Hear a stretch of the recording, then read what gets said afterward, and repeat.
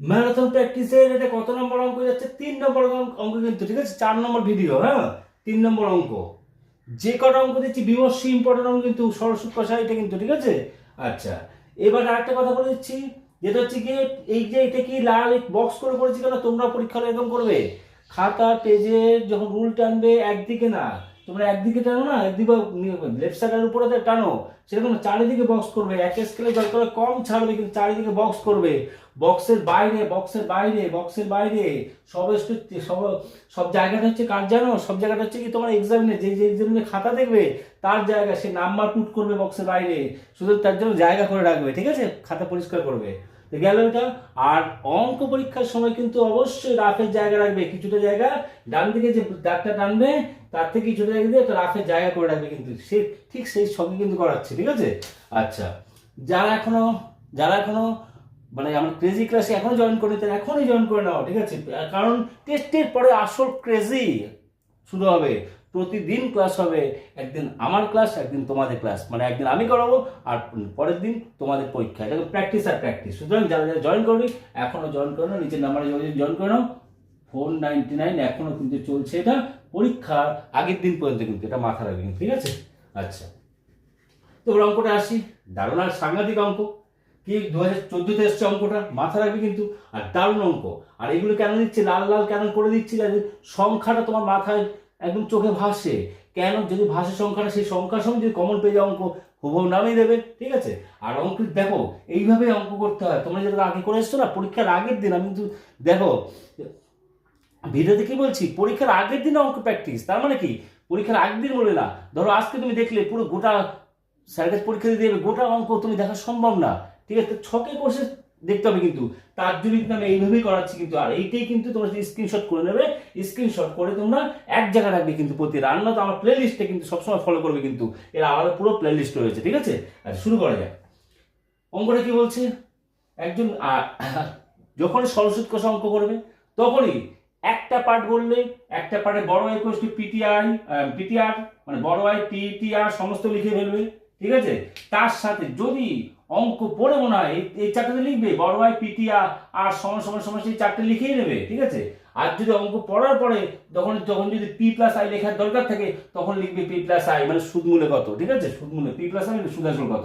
তাহলে এই 5টা টার্ম তোমার লিখতেই হবে পরীক্ষা হলে, লিখবেই অবশ্যই, তাহলে কিন্তু অঙ্কটা পুরো অর্ধেকটা অঙ্ক করা হয়ে যাবে। আমি বারবার বলছি কিন্তু একটা কথা, ঠিক আছে? তাহলে এইটা যদি দরকার পড়ে লিখবে, পি প্লাস আই কত ভ্যালুটা এটা যদি দরকার পড়ে লিখবে, না হলে লিখবে না। এই চারটি বড় আই পি টি আর এরকমই লিখবে কিন্তু। অনেকে কি করে আলাদা করে, আগে লিখে পি, তারপর আর, তারপর আই, যেরকম যে ডেটা পাই সেরকম লিখে, না দরকার নেই। আমি কি লিখবো? আমি জানি বড় I equal to P T R, সূত্রটা কি জানি? বড় I equal to P T R. আমি তাই পরপর লিখবো, বড় আই পি টি আর, বড় আই পি টি আর, তারপর যেটা যার যা মান পাবো তার তার মান বসাবো, ঠিক আছে? হয়ে গেল, কি বললাম? আর এই সূত্র থেকে আরেকটা কথা বলছি, এই সূত্রটা থেকেই সমস্ত সূত্র আছে। এখানে পি এর নাম, পি এর মান কত হবে? আমি বারবার বলছি, প্রতিটা ভিডিও বলছি, পি সমস্যা টি আর কি থাকলে গুণ থাকলে ওদিকে বাদিকে আসলে উল্টো হয়ে যায়। তাহলে বড় আই বাই টি আর, ঠিক আছে? আর টি সমান সমান কি হবে? এই সূত্র থেকে আসছে, টি সমান সমান বড় আই বাই, এদিকে পি আর আর ইনটু আছে, এদিকে বাই হয়ে যাবে, বড় আই বাই পি আর হলো। আর আর সমান সমান কি হবে? আর সমান সমান কি হবে? আর সমান সমান পিটি হচ্ছে গুণ আছে, এদিকে আসলে ভাগ হয়ে যাবে। এইটা আগে শেখো। এইটা শেখার পর তোমার তো মনে হচ্ছে কি স্যার 100টা কোথায় লিখলো?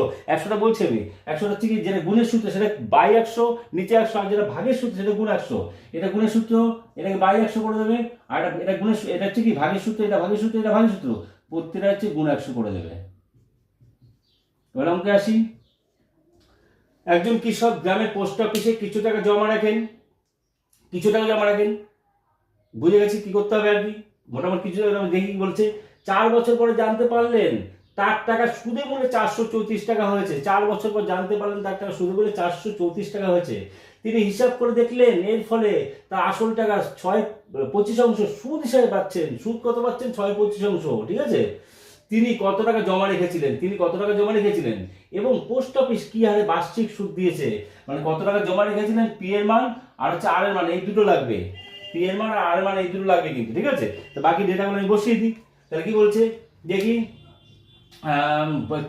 4 বছর পরে জানতে পারলেন, 4 বছর টি হচ্ছে 4, 4 বছর, বছর রাখার দরকার, 4 দরকার সংক্ষেপে, এইটাই হচ্ছে অঙ্ক প্র্যাকটিস আগে, ঠিক আছে? আচ্ছা লেখালেখি তুমি হেডিং থেকেই বলতে পারবে, এক্ষেত্রে নিজেই বলা যায় তো যে বলছি আমি এক মিনিট।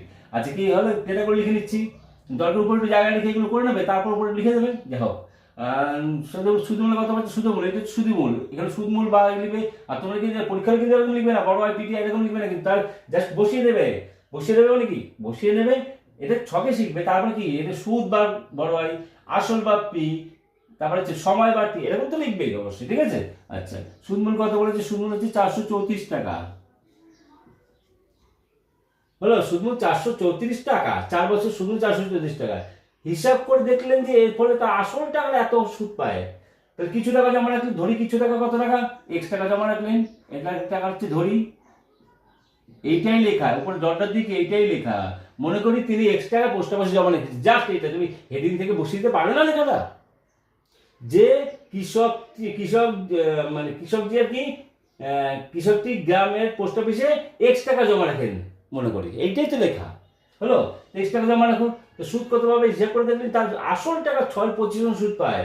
অতএব সুদ পায় কত লিখবে কি, অতএব সুদ পায় সমান সমান x গুণ, বা দরকার নেই ওটাই ওটুকু লিখলে, এখানে কি হবে, তাহলে এখানে কি হবে, সুদের জায়গায় কি লিখবে, আয় সমান কত হবে, আসলের 6.25, তারপরে x গুণ 6.25, ঠিক আছে, সমান সমান হচ্ছে 6x বাই 25, হয়ে গেল, ঠিক আছে। আচ্ছা এবার কি হচ্ছে, এবার তো এই ডেটাগুলো দেখলে তুমি বুঝতে পারবে যে p প্লাস i সমান সমান 434, তার মানে কি, তা p হচ্ছে x প্লাস 6x বাই 25 সমান সমান 434, তাই করলাম, এদিকে দেখো, তাই না, সুদ আসল আবার এখানে কি x হচ্ছে p আর সুদ কত 6x বাই 25, ঠিক আছে, তাহলে x প্লাস 6x বাই 25 সমান সমান 434, হয়ে গেল আমার অঙ্ক।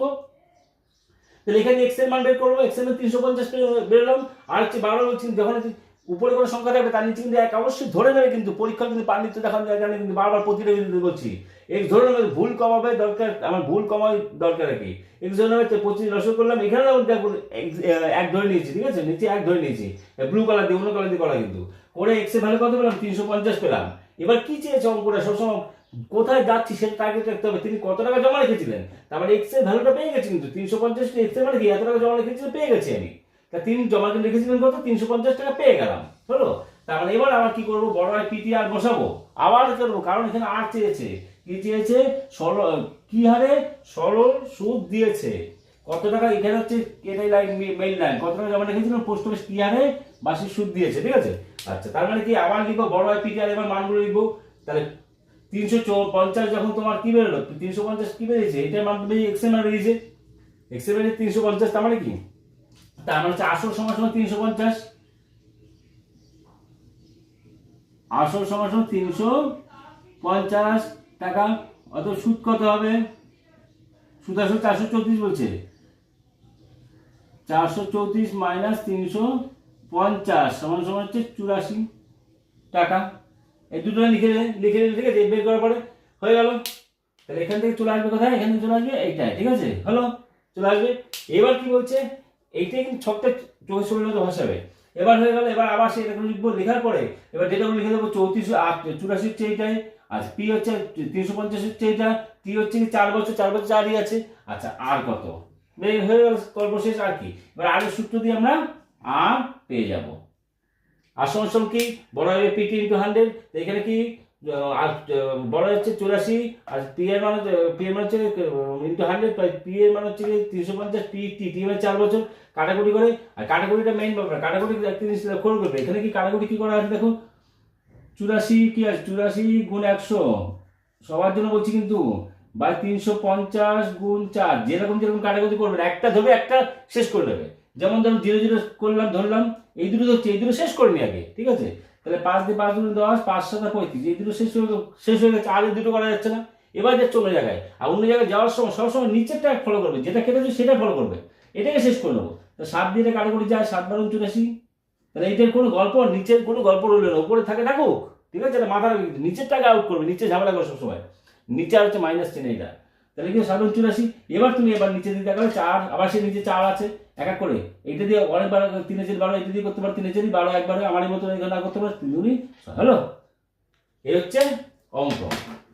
আর একটা, এই যে অঙ্কগুলোর ক্ষেত্রে একটা জিনিস মাথা রাখবে কিন্তু, সেটা হচ্ছে কি, আর একটা ছোট্ট টুকটাক জিনিস আছে, সেইটা একটু ভেবে চলবে, সেটা হচ্ছে কি, বড় ভাইয়ের উপর ভগ্নাংশ উল্টে না, নিচের ভগ্নাংশ উল্টে যায়। আমি অঙ্ক করানোর সময় প্রায় বলেছি, কিন্তু তবু এখানে একবার বলে দিই, টুক করে বলে দিই, দেখে নাও। সেটা হচ্ছে মনে করো একটা এরকম একটা ফিগার আসলো, 5/7 গুণ 25, নিচে মনে করো নিচে আসলো 5 গুণ 3, এরকম থাকলো, মনে করো এরকম থাকলো। বড় ভাই কোনটা? বড় ভাই হচ্ছে এটা। বড় ভাইয়ের এটা যদি সিম্পলি লেখো, সিম্পলি কি লিখবে? বড় ভাইটা বাই দিয়ে দেবে। এবার বড় ভাইয়ের উপর ভগ্নাংশ উল্টা না, তার উপরে ভগ্নাংশ কিন্তু 5/7 উপরে আছে, উল্টাবে না, তাহলে 5 উপরে নিচে 7 এরকম থাকবে, ঠিক আছে। আর উপরে 25 আছে, 25 লিখে দেবে, হলো। আর নিচে কত আছে? 5x3 আছে, নিচে 5x3 লিখে দেবে। ধরো এখানে আর একটা ভগ্নাংশ থাকলো, এখানে আর একটা ভগ্নাংশ 1/3 থাকলো, ধরো 1/3 থাকলো, এটাই কি লিখবো? সেই একই সিস্টেম, বড় ভাই এটা ফলো করবো। উপরে ভগ্নাংশ উল্টে না, নিচের ভগ্নাংশ উল্টে যায়, তখন এই 1/3 কি হয়ে যাবে? উপরে 3 বসাবো, নিচে 1 বসাবো, সিম্পল ফিগার হয়ে গেলো। এবার তুমি কাটাকুটি যা ইচ্ছে করো। কেন এই অঙ্ক করার সময় কেন বলছি? কারণ সবসময় এই যে বছরটা আছে না, টাইমটা বছর আর মাসে দিতে পারি, কিন্তু গুলিয়ে দিতে পারি কিন্তু, ঠিক আছে, একসাথে, হ্যাঁ, বছর মাস মিলিয়ে দিতে পারি কিন্তু, সাবধান। এই জন্য আমি এই কথা বলে দিচ্ছি কিন্তু, ঠিক আছে। নাও তাহলে অঙ্কটা পুরোপুরি দিয়ে দিলাম, হয়ে গেল। আর এই ধরনের অঙ্ক পরীক্ষায় ভুলভাবে আসবেই। ধরো নাম্বার টাম্বার পাল্টে দিতে, যা ওটা তো করতে পারে, কিন্তু অঙ্কটা কিন্তু দারুণ অঙ্ক 2014 সালে এসেছে, কিন্তু 2010 থেকে 2016 সালে অঙ্কগুলো বিভৎস ইম্পর্টেন্ট। চলো টাটা, থেকে আর বাইরে দেখা হবে নেক্সট ভিডিওতে, টাটা।